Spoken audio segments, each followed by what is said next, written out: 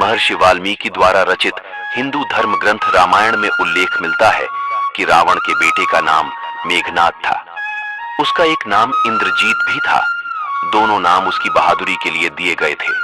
दरअसल मेघनाद इंद्र पर जीत हासिल करने के बाद इंद्रजीत कहलाया और मेघनाद का मेघनाद नाम मेघों की आड़ में युद्ध करने के कारण पड़ा। वह एक वीर राक्षस योद्धा था। मेघनाद श्री राम और लक्ष्मण को मारना चाहता था। एक युद्ध के दौरान उसने सारे प्रयत्न किए लेकिन वह विफल रहा। इसी युद्ध में लक्ष्मण के घातक बाणों से मेघनाद मारा गया। लक्ष्मण जी ने मेघनाद का सिर उसके शरीर से अलग कर दिया। उसका सिर श्री राम के आगे रखा गया। उसे वानर और रीछ देखने लगे। तब श्री राम ने कहा, इसके सिर को संभाल कर रखो।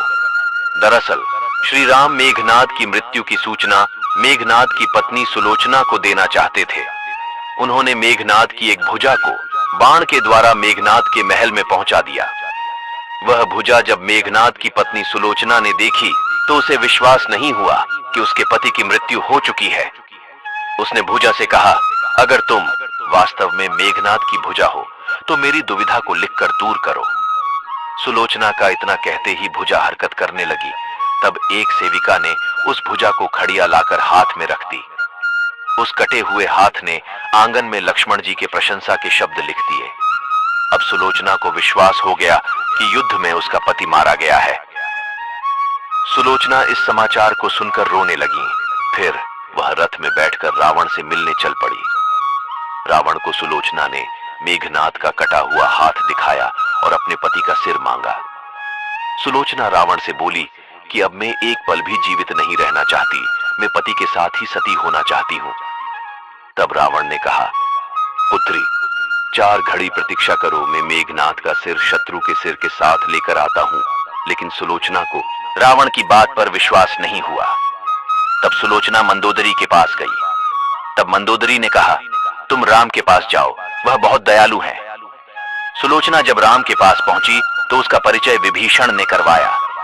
सुलोचना ने राम से कहा, हे राम, मैं आपकी शरण में आई हूं। मेरे पति का सिर मुझे लौटा दें ताकि मैं सती हो सकूं।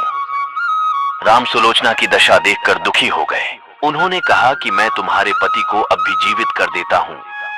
इस बीच उसने अपनी आप बीती भी सुनाई। सुलोचना ने कहा कि मैं नहीं चाहती कि मेरे पति जीवित होकर संसार के कष्टों को भोगे। मेरे लिए सौभाग्य की बात है कि आपके दर्शन हो गए। मेरा जन्म सार्थक हो गया। अब जीवित रहने की कोई इच्छा नहीं। सुलोचना जब राम के पास पहुंची तो उसका परिचय राम के कहने पर सुग्रीव मेघनाद का सिर ले आए। लेकिन उनके मन में यह आशंका थी कि मेघनाद के कटे हाथ ने लक्ष्मण का गुणगान कैसे किया। सुग्रीव से रहा नहीं गया और उन्होंने कहा, मैं सुलोचना की बात को तभी सच मानूंगा जब यह नरमुंड हंसेगा। सुलोचना के सतीत्व की यह बहुत बड़ी परीक्षा थी। इसके बाद सुलोचना ने कटे हुए सिर से कहा कि हे स्वामी, हंस दीजिए।